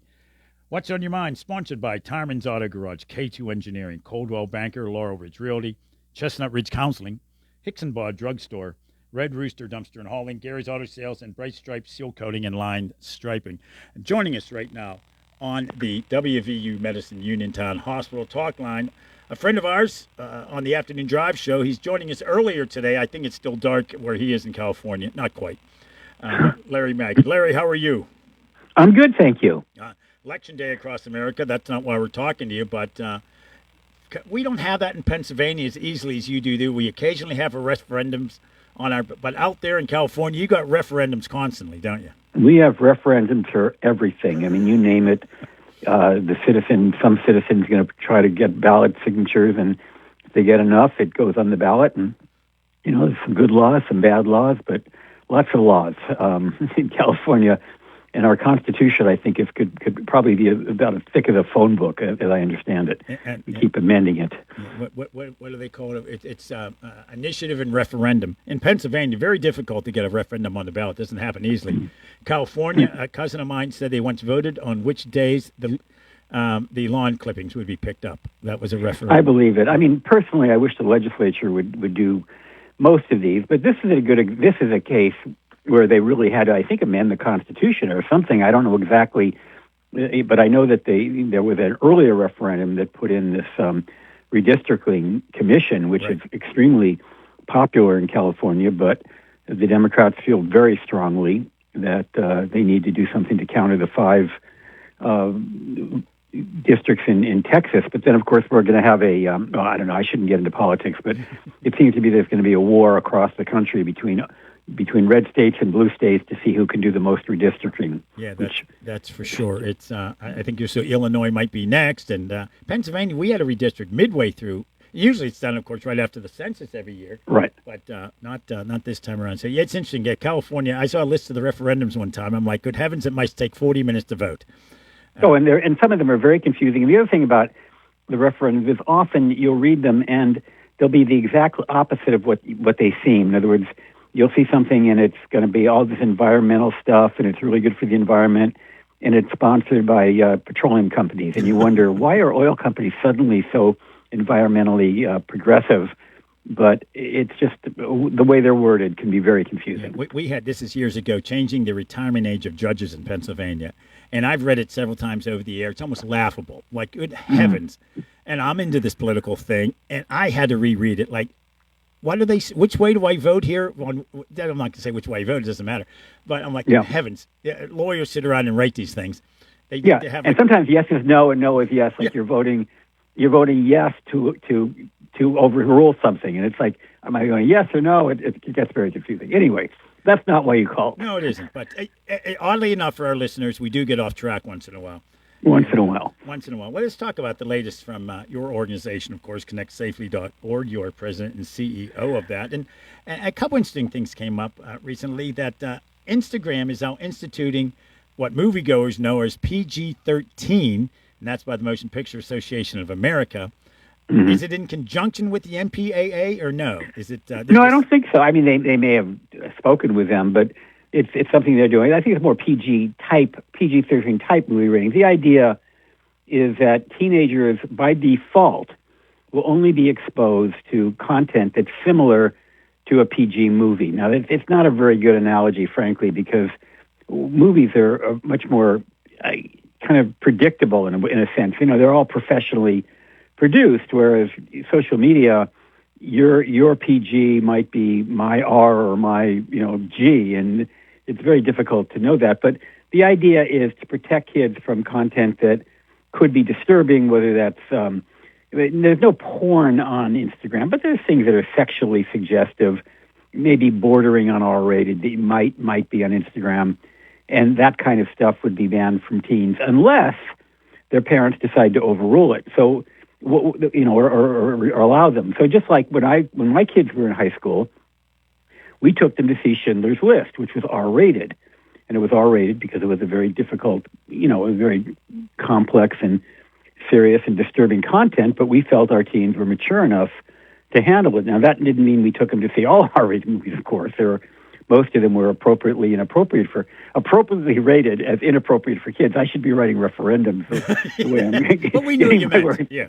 Yeah, you know what I mean. And I think the same thing is true with this. And so a parent might say, okay, I think my child should be able to, for example, see something that might be violent, but might be violent for a reason, like trying to create outrage over an atrocity. That would be an example of something what I recall, not from Instagram, but years ago, I was advising YouTube about beheading videos that were circulating on YouTube, and it was a real debate. Do you leave them up because they've been put up not by the terrorists themselves, but by people who are trying to create outrage against this horrible terrorism, and therefore maybe they have a social value, but of course, no matter who puts them up, they're still horrible to look at, and it's complex. It's nuanced. What you allow children or anybody to see when it comes to what's online. But there can be cases where a parent might say, "No, I want my kid to see this content," and the parent can allow that. Now, the problem is that not all kids have parents who are checked in, who are able to or willing to make those kinds of distinctions. So that's where I worry a little bit. I worry about some of the kids of immigrants who may be here illegally, and even though I don't think Meta has a direct line to ICE, that parents might fear that. I worry about parents that just aren't paying attention. But by and large, I think it's a good move for most families. Yeah. I mean, defining obscenity is one of those classic Supreme Court cases. Justice Potter Stewart is, my gosh, we're talking 60 years ago, said, I don't know how to define it, but I know what it is when I see it. Exactly. And that's one of those rare rulings or statements by a Supreme Court justice that everybody could understand. Absolutely. There are many things that I have trouble defining. But I know what it is when I see it. I don't know how to define it. And that's, absolutely. That's an example. And the other thing is with any of this stuff, there are regional and local distinctions. I mean, what works in New York City might not work in certain parts of Mississippi. And remember, Instagram, Meta is a global company, so what works in America wouldn't work in Saudi Arabia. And they've got to come up with policies that apply to their entire international constituency, and that's extremely difficult to do. I mean, in our lifetimes, the city of Boston at one point banned the Billy Joel song that said, you Catholic girls start much too late. And when you think about that, a local city council and mayor could approve such a ban is rather fascinating. And this wasn't the 1930s. This was the 1970s. Talking with Larry Magid of ConnectSafely.org, also Larry'sWorld.com. And we were doing the show prep for this interview. You talked about a new technology on Tesla vehicles Of course, that's Elon Musk's company. And I recently was following a car down the highway, and there was a bumper sticker on the back, and which said, "I bought this before Elon went crazy." Which, I guess I won't get into politics, but put it this way: living in Silicon Valley, it's been a little embarrassing. And I had a bumper sticker on mine. I wasn't worried about vandalism because, first of all, I've got insurance for that, and second of all, I checked with my insurance agent, and he told me that Teslas actually are not getting any increased vandalism reports in his area, from his business. So I think that was largely exaggerated. But what I am concerned about, although I have my criticisms of Elon, I'm a big fan of Tesla as a car and have been a big defender of its full self-driving, which, as you may know, is the technology that allows the car to drive. The driver is in charge. You're sitting behind the wheel. You have to have your eyes on the road. In fact, there's a camera that makes sure your eyes are on the road. And if your eyes wander from in front of you, they will actually ding you. And if it happens often enough, they'll take away self-driving. They'll actually suspend you from your right to use it. And I actually like it. For me personally, it adds an extra 7 eyes. I have 2 eyes. They're both in front of my head. It has eyes, or cameras, I should say, all around it. And so, for example, when I'm changing lanes on the freeway, I want it to be looking around because it can see that car is creeping up behind me that I couldn't see unless I turned my head around. So it's a really good feature in my regard. But they recently did something that upset me, and I wrote about this on Larry'sWorld.com, actually in the Mercury News and on Larry's World, where they are taken away the driver's ability to adjust the speed. So, for example, if I'm on the freeway and I have it set for what's called sloth mode, which is kind of a derogatory term, it will go 65. It will go the speed limit. If I have it set on chill, it will go about 2 miles over the speed limit. If I have it on standard, it'll go up to 10 miles above the speed limit. Hurry, I'm not sure how high that goes. And then Mad Max, which is a crazy one, will go up to 85 or even 90, according to some reports. And so there's 2 issues. One, the mere fact that they would allow this self-driving software to go up to 90 miles an hour, 85 miles an hour, is getting a lot of scrutiny from even from the Department of Transportation and others. But also, I may want to go 62 miles an hour on the speed limit for whatever reason. I might want to, and there used to be a scroll wheel you could adjust, and that scroll wheel is no longer doing that. It's only going between these modes, and I'm very upset about that. I mean, it's a wonderful technology. They made it better in many ways, but I think that if you're going to have a driver, the driver should be able to control the speed. Yeah, it's interesting. People always joked over the years. I had a Vet at one point, and I used to use that as an opening line. It was a Chevette, not a Corvette. But the speedometer went up to 120 miles an hour. And I'm thinking, if I drove this car 120 miles per hour, the fenders would fall off. So people would always say, why? And there's nowhere on the planet except the Autobahn that you can drive 120 miles an hour. Right. I mean, the mere fact, just a totally other issue, is that I bought a regular Tesla all-wheel drive. For about $4,000 or $5,000 more, I could have bought the performance model.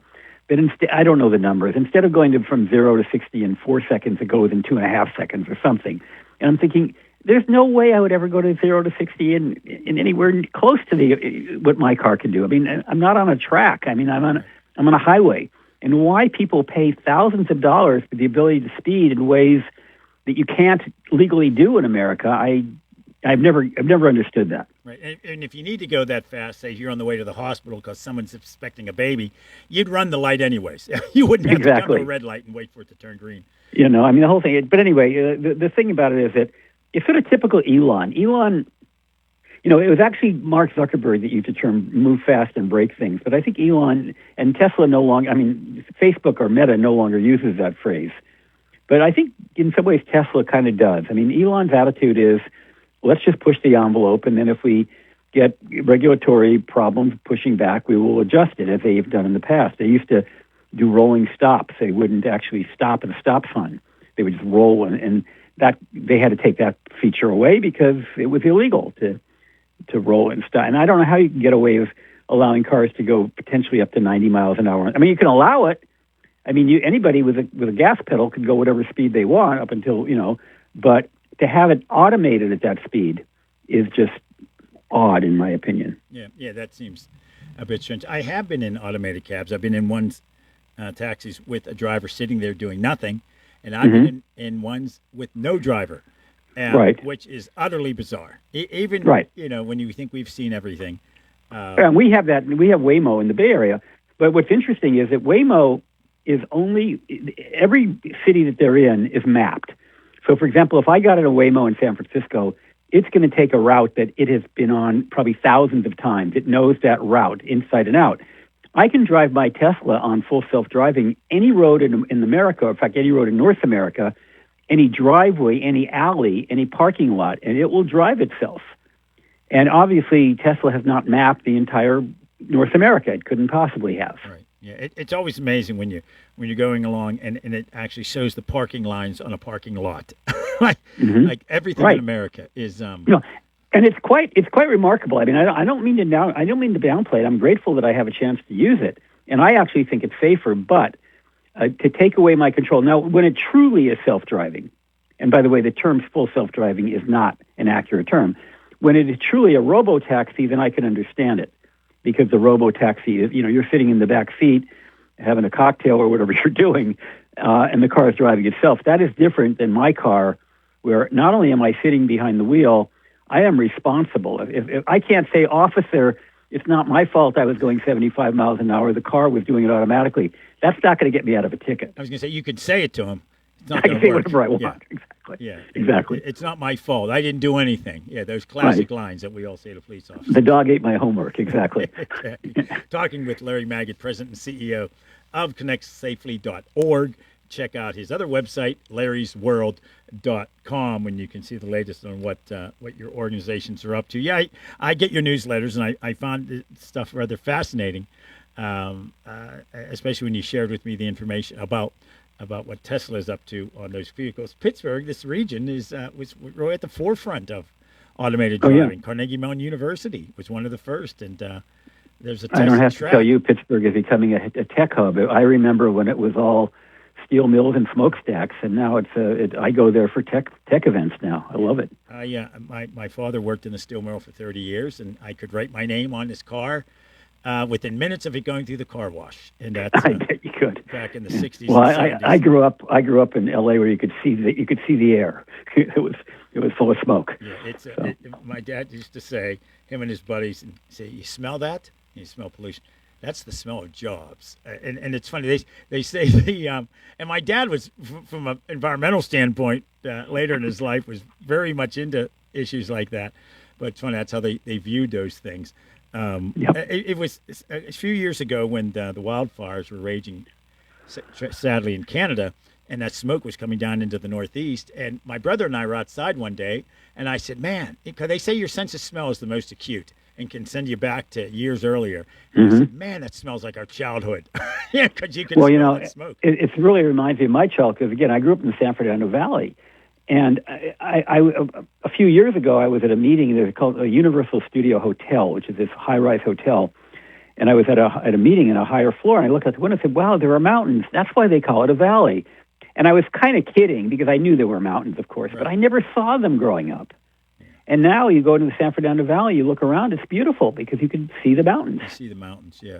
We had pollution here. Well, there's still pollution everywhere, and you had smog out there. That's what they smog, yeah, exactly. They call the difference. Hey, Larry, as always, we enjoy our conversations with you. Folks, make sure you check out those websites, and I'll mention them later as well. Always enjoy our conversations. And I'll talk to you in the afternoon. Take care. Take care. Bye-bye. Take care. Larry always joins us, of course, in the afternoon on the Afternoon Drive Show. I'm Doug Saltzen, by the way. TJ helping today. Appreciate his help. We're going to take a break. We're going to wrap up the show. We're done at 3 o'clock today, and then I'll be back from 5 to 8 on the Afternoon Drive Show. All this on your local station at WMBS Uniontown. I appreciate you listening today, folks. This is Patrick Mahoney, your candidate for South Union Township Supervisor. My opponent says don't fix what's not broken, but truthfully, I believe that there's a lot to fix. I pledge to be a full-time supervisor with no distractions coming from conflicting external business interests. Additionally, I will also keep taxes and fees as low as possible, and I plan to work very hard to attract and support businesses in our township. Lastly, I will make sure our parks and green spaces are updated equally for us all to enjoy. Voting should be a way to make a better choice, and that choice is me, Patrick Mahoney. Paid for by friends of Patrick Mahoney. Are you looking Looking for personalized healthcare you can trust? At Montgomery Medical, they're accepting new patients. Hi, I'm Dr. Betty Thomas. Having a primary care provider means better overall health, from preventative care to managing chronic conditions. We're here to support you every step of the way. That's right. Hi, I'm Jenna Lutzka, a physician assistant. Plus, we have same-day appointments and walk-in same-day care available too. We're here for you. Join the Montgomery Medical family today by calling 724-569-8100 to schedule your appointment. A family tradition of family medicine. Your mental health is your most valuable asset. With 55 years of experience serving Western Pennsylvania, Chestnut Ridge Counseling Services is ready and able to assist you with all of your mental health needs. Offering over 20 specialized treatments, open access, and just-in-time scheduling means that you receive the treatment you need in a time-conscious fashion. Chestnut Ridge Counseling now offers telehealth, mental health urgent care with immediate access to a mental health professional with no appointment necessary. Call 724-437-0729. That's 724-437-0729 for mental health urgent care at Chestnut Ridge Counseling. Outpatient care options include individual, group, and family therapies, mental health and psychiatric evaluations, and medication services. Outpatient care and services are also available for patients under the age of 18, geared towards youth-centric problems and concerns. Take control of your mental health care with Chestnut Ridge Counseling Services. Call 724-437-0729 to set up an appointment or speak immediately with a mental health professional. Laurel Ridge Eye Care reminds us that vision problems may develop so slowly you don't even notice until you find yourself reading less and straining to focus. If that's happening to you, call Dr. Aaron Sobel at Laurel Ridge Eye Care for a complete vision exam. If there's one thing you shouldn't overlook, it's your vision. Laurel Ridge Eye Care and board-certified ophthalmologist Dr. Aaron Sobel remind you that early detection of eye disease can help prevent blindness. Their complete vision exams can help determine if you are developing problems. Laurel Ridge Eye Care offers full-service medical, surgical, and laser eye care with cataract surgery performed at Uniontown Hospital. Don't take chances with your eyes. Schedule your appointment today by calling Laurel Ridge Eye Care at 724-437-2222. That's 724-437-2222. All insurances are accepted, as well as Visa, MasterCard, and debit card at Laurel Ridge Eye Care, 130 West Fayette Street in the former Hockey Funeral Home. Politics is a tough business. Getting your message out to voters takes a good strategy. West Media Group and their strategic expertise and creative capabilities have helped to elect many notable Fayette County office holders, including Judges Steve Leskinen, Nancy Vernon, and Linda Cordero, retired State Senator Rich Kasunik, former State Representative Tim Mahoney, District Attorney Rich Bauer, District Judges Wendy Dennis, Dan Shimshock, and Rich Kasunik, County Commissioner Vince Vasides. West Media Group has also successfully managed several prominent races in neighboring counties. A full-service strategic marketing company and advertising agency, West Media Group can develop a plan for success for your business or organization, just as they have done for so many candidates for office. For websites and e-marketing programs, to complete strategic advertising plans, call West Media Group at 724-532-3300 or visit them at westmediagroup.com. They get results.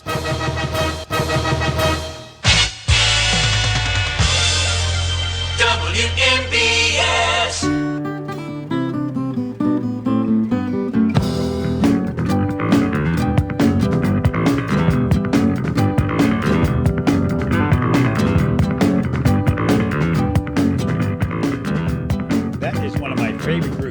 Out of the break. That is Yes. That song's Roundabout, which was one of their highest rated songs ever. First concert I ever went to was Yes in 1980 at the Pittsburgh Civic Arena. The ticket was $9. I can remember I still have the ticket at home. I keep old tickets in old cigar boxes. People laugh at me. And unfortunately nowadays, there aren't tickets. Yeah, my gosh, I got tickets from the 1971 World Series. Well, thanks for listening here on the What's on Your Mind show. I'm Doug Salzman filling in for Russ. If you haven't had enough of me, I'll be back after the 5 o'clock news right up until 8 o'clock. And then tonight, our election, the WMBS election night coverage begins at 9:30. So join us for that extensive election coverage here. Lots of local races to follow, and we'll be getting those as quickly as we can get them here in the studio from the Fayette County Election Bureau. CBS News is next on your local station, WMBS Uniontown. I want to thank Doreen, I want to thank TJ for helping me out today. I'll be back at 5 o'clock, folks. Thanks for joining us. Talk to you at 5. This is CBS News on the Hour, sponsored by O'Reilly Auto Parts. I'm Cammie McCormick. There was some confusion today over whether the administration is tapping into a contingency fund to pay for the SNAP benefits this month, as ordered by a court. President Trump posted on social media that money would go out when Democrats end the government shutdown. At the White House, Press Secretary Caroline Leavitt. The president does not want to have to tap into this fund in the future, and that's what he was referring to in his Truth Social post. So the Department of Agriculture, as for the latest SNAP payment in the judge's order, put out guidance to states today on how to get that money to the recipients of SNAP, but it's going to take some time. Authorities say they've arrested 2 Massachusetts men in connection with the weekend explosion at Harvard Medical School. The 2 are 18 and 20 years old. U.S. Attorney Lee Foley. Security videos showed the defendants allegedly exiting the building through a first-floor emergency exit and fleeing the area in opposite directions between 12:45 and 2:50 a.m. Apparently, they were aware that they may have been caught on security footage because they began ditching distinctive items of clothing that they were previously wearing. The blast occurred on the 4th floor at an area that houses